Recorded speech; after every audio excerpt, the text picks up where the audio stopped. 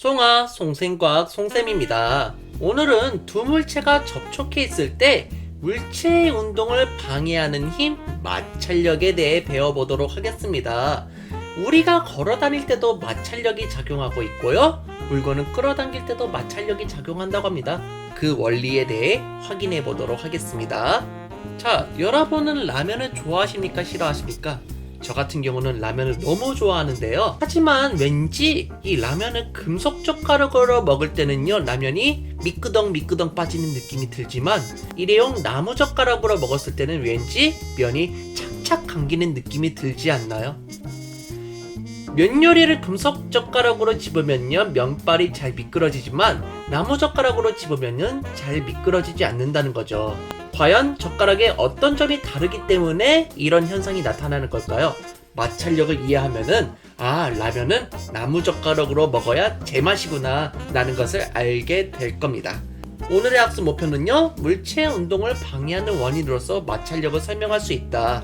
일상생활에서 마찰력을 이용한 예를 찾을 수 있다가 오늘의 학습 목표가 되겠습니다. 자, 그러면 오늘도 송쌤과 재미있는 과학의 세계로 빠져볼까요? 미끄러지거나 넘어지게 하는 이 마찰력, 도대체 무엇일까요? 이 마찰력이 잘 작용하지 않으면 이렇게 미끄러지기도 하고요. 마찰력이 너무 작용하면 이렇게 걸려서 넘어지기도 한다고 합니다. 도대체 왜 이런 현상이 나타나는지 알아보도록 하지요. 마찰력은요, 물체가 어떤 면과 접촉을 하는 겁니다. 이 접촉면에서 물체의 운동을 방해하는 힘을 보고요, 우리는 마찰력이라고 합니다.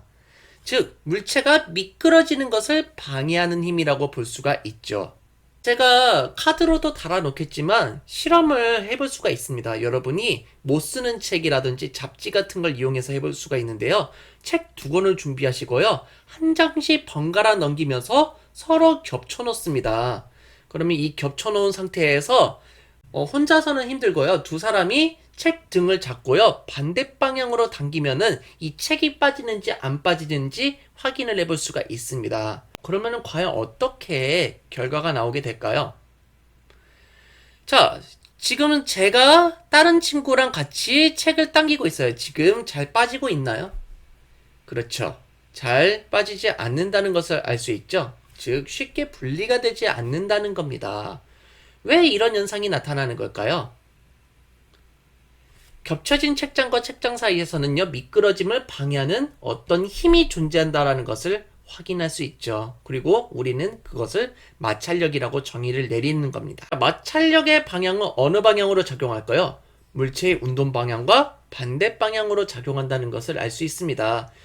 밑에 있는 학생을 한번 보도록 할게요. 힘겹게 물체를 미는데 이 밀 때 엄청나게 힘이 들어가는 이유는 반대로 뭔가가 방해하는 힘이 존재한다라는 거죠. 이 반대로 작용하는 힘이 마찰력이라는 거고, 이 마찰력 때문에 물체를 밀는데 많이 힘이 들어간다는 것을 확인할 수가 있죠. 자, 마찰력의 방향에 대해서 조금 더 자세히 생각을 해보도록 하겠습니다.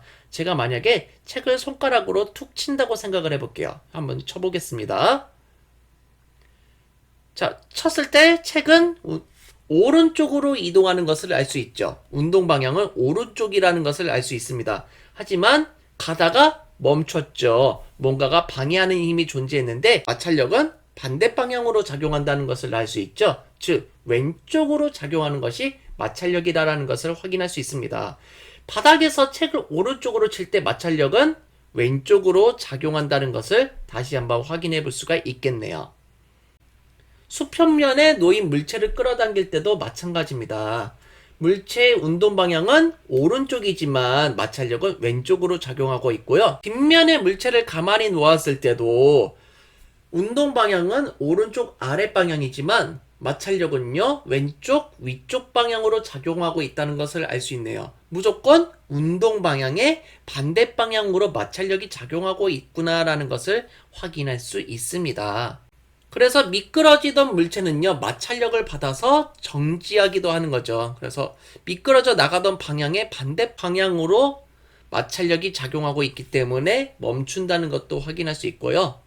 정지해 있는 물체에도 힘이 작용하여도 마찰력을 받아 정지한 상태를 유지하기도 한다는 겁니다. 만약에 이 마찰력이 적다면은 아래쪽으로 꼬꾸라질 텐데 내려가려는 힘의 방향과 마찰력의 방향이 동등하게 유지된 상태에서는 정지한 상태를 유지하기도 한다는 거죠. 그럼 마찰력의 크기와 물체의 무게를 한번 비교를 해봐야 되는데요. 옆에 그림을 보면요. 가벼운 상자 같은 경우는요. 움직이기가 매우 쉽다라는 겁니다. 왜냐면은 마찰력이 적게 작용하기 때문이고요. 무거운 상자 같은 경우는요. 미는 힘이 많이 요구가 됩니다. 왜 그러냐면은 그만큼 마찰력이 크게 작용한다는 것을 알 수 있죠. 그래서 물체의 무게가 무거울수록 마찰력이 크다는 것을 확인할 수 있습니다. 여기 김준현과 아이유가 있습니다. 김준현과 아이유가 각각 썰매를 타고 있다고 생각해 볼 거고요. 이 썰매를 같은 힘으로 밀었다고 생각을 해 볼게요. 김준현이 타 있는 썰매는요, 무게가 무겁기 때문에 멀리 못 나가지만, 아이유는요, 무게가 가볍기 때문에 멀리 나갈 수가 있죠. 마찰력은 김준현이 타 있는 썰매에 더 크게 작용하고 있고, 아이유가 타고 있는 썰매에는 마찰력이 작게 작용하고 있음을 알 수가 있습니다. 마찰력의 크기와 저천면의 거칠기도 약간 관련이 있는데요. 옆에 그림을 또 보자면요. 접촉면이 매끄러운 경우에는요. 적은 각도로 올리자마자 바로 미끄러지는 것을 확인할 수 있는데 접촉면이 거친 경우에는요. 각도를 많이 높여줘야지 그때서 겨우 미끄러지기 시작한다는 거죠. 즉 접촉면의 거칠기가 거칠수록 마찰력이 크다는 것을 확인할 수가 있습니다. 자, 제가 좋아하는 아이유가 무려 2명이나 있습니다. 하나는 눈밭 위에 있고요. 하나는 흙밭 위에 있는 것을 확인할 수가 있죠. 아이유가 눈에 쌓여있는 곳에서 썰매를 탄다면 멀리까지 나아가겠지만 흙에서 썰매를 탄다면 멀리까지 나아가지 못하겠죠. 접촉면의 거칠기가 거칠수록 마찰력이 크다는 것을 알 수 있고 눈밭에서는 마찰력이 작게 작용하지만 흙밭에서는 마찰력이 크게 작용한다는 것을 알 수가 있다는 겁니다. 자, 마찰력의 크기를 비교해 보도록 할 겁니다. 똑같이 손가락으로 책을 툭 쳤을 때 얼마만큼 밀려나는지 볼 텐데요. 이 두 개는 책상면에서 밀어보도록 할 거고요. 맨 밑에 거는 시멘트 바닥에서 밀어보도록 하겠습니다. 자, 한번 쳐보도록 할 텐데요. 첫 번째 책은 이렇게까지 멀리까지 갑니다. 그런데 책을 2권을 올려놨을 때에는 무게가 증가하겠죠. 그러면은 이렇게 툭 친다 하더라도 멀리까지 못 나아간다는 것을 알 수 있어요. 그리고 시멘트 바닥에서 책 한 권을 쳤을 때에는 이렇게 책상면에서 쳤을 때보다 덜 나아간다는 것을 확인할 수 있죠. 왜냐면은 시멘트 바닥이 더 거칠기 때문에 그렇습니다. 이 마찰력의 작용에 영향을 주는 건요. 첫 번째, 무게의 변화가 영향을 줄 수가 있고요. 두 번째, 접촉면의 거칠기의 변화에 영향을 받게 된다는 것을 확인할 수 있습니다. 그래서 다시 한번 정리해보면요. 접촉면의 거칠기가 거칠수록 물체의 무게가 무거울수록 마찰력이 커진다는 사실 기억해 두시기 바랍니다. 자, 그러면은 질문을 해볼 텐데요. 체인은 미끄러운 눈길을 달리는데 어떤 역할을 하게 되는 건가요? 그렇죠. 체인 없이 달리면은 차가 미끄러져서 큰 사고가 날 수 있는데 체인을 장착하게 되면은 자동차가 눈길 위에서 미끄러지는 것을 방지하게 된다는 거죠. 우리는 마찰력을 이런 식으로 이용할 수 있다라는 겁니다. 그래서 마찰력의 이용 방식은요. 마찰력을 크게 하는 경우가 있습니다. 우리가 등산을 할 때 이런 등산화를 신으면요. 미끄러지는 것을 방지할 수가 있겠죠. 그리고 역도 선수가 역기를 들기 위해서 이렇게 초크를 바르는 행위도 마찰력을 크게 하는 경우라고 생각할 수 있습니다. 역기가 손에서 미끄러지거나 그러면 큰 부상을 당할 수 있기 때문에 이렇게 초크를 발라줘야 됩니다. 마찰력을 작게 하는 경우도 있는 겁니다. 우리가 워터파크 같은 데 가면요. 미끄럼틀에 물을 흘려줘가지고요. 마찰력을 작아지게 해서 더 잘 미끄러지게 하기도 하고요. 기계나 체인에 윤활유를 사용하면요. 체인이 잘 돌아가게끔 도와주는 역할을 하기도 합니다. 마찰력을 작게 하는 경우는 스키도 있죠. 그냥 일반 신발을 신으면요. 미끄러지지 않는데 스키를 신으면요. 산 아래로 잘 미끄러져서 내려갈 수가 있고요.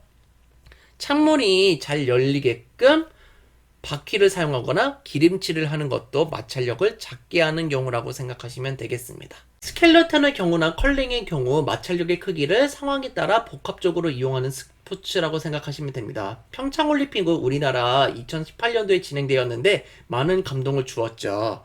그래서 우리가 마찰력의 이용의 예까지 살펴봤으니까 이제 문제를 풀어보도록 하겠습니다. 1번 문제입니다. 책상을 밀 때 책상에 작용하는 마찰력은 책상을 미는 힘과 같은 방향이다, 반대 방향이다? 그렇죠. 반대 방향으로 작용한다는 것을 확인할 수 있었죠. 마찰력의 크기는 물체가 무거울수록 가벼울수록 접촉면의 거칠기가 어떨수록 커진다? 그렇죠. 물체가 무거울수록 접촉면의 거칠기가 거칠수록 커진다라는 사실 기억해 두시기 바랍니다. 컬링은 얼음판 위에서 둥글고 납작한 돌을 밀어서 원안으로 미끄러져서 들어가면 점수를 얻는 경기입니다. 경기 중 선수들이 솔로 얼음판을 문지르면요, 얼음 표면이 살짝 녹는다고 하는데 그렇게 하는 까닭이 무엇일까요? 그렇죠. 빙판을 문지르면 얼음의 표면이 녹아서 얼음판과 돌 사이의 마찰력이 작아지므로 돌이 더 멀리 나아갈 수 있게 도움을 주고 있는 거죠. 그리고 이런 솔로 문지르는 컨트롤을 이용해서요, 방향을 전환하거나 상대 돌을 쳐내는 역할도 해내게 됩니다. 마찰력에 관한 설명으로 옳지 않은 것은 답은 몇 번일까요? 그렇죠. 답은 2번이라는 것을 알 수 있죠. 마찰력은 물체의 미끄러짐을 도와주는 게 아니라 물체의 미끄러짐을 방해하는 방향으로 작용한다라는 것을 확인할 수가 있죠. 자, 다음 이 시간에는요, 이런 마찰력의 크기를 구체적으로 비교를 해보는 시간 가져보겠습니다. 오늘 수업이 유익하셨다면 좋아요, 구독하기 부탁드리겠습니다. 여러분, 감사합니다. 쏭박!